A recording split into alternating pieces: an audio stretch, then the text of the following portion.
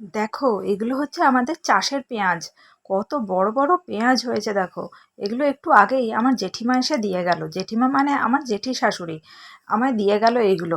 তো অনেকটাই মাটি মাটি আছে, এগুলোকে এখন আমি একটু পরিষ্কার করে নেবো। পরিষ্কার করে এগুলোকে আমি রেখে দেবো। তো কিছুগুলো আমি পেছনের ওই অংশটা কেটে নিচ্ছি, কেটে নিয়ে সবজি জায়গায় রাখবো। আর বাকি যেগুলো আছে ওগুলোকে কাটবো না, ওগুলো ওইভাবেই রেখে দড়ির মধ্যে বেঁধে কোথাও ঝুলিয়ে রেখে দিলে অনেক দিন পর্যন্ত ভালো থাকবে কিন্তু। তাই জন্য ওগুলো ওইভাবেই রেখে দেবো।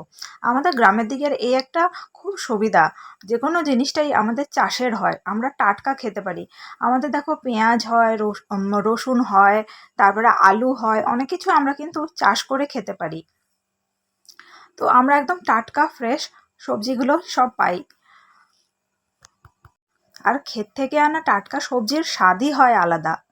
এগুলোর কিন্তু একদম অন্যরকম লাগে। আমার কিন্তু ভালো লাগে বেশ ছাঁচি পেঁয়াজ। ছাঁচি পেঁয়াজটা আমার খুবই ভালো লাগে।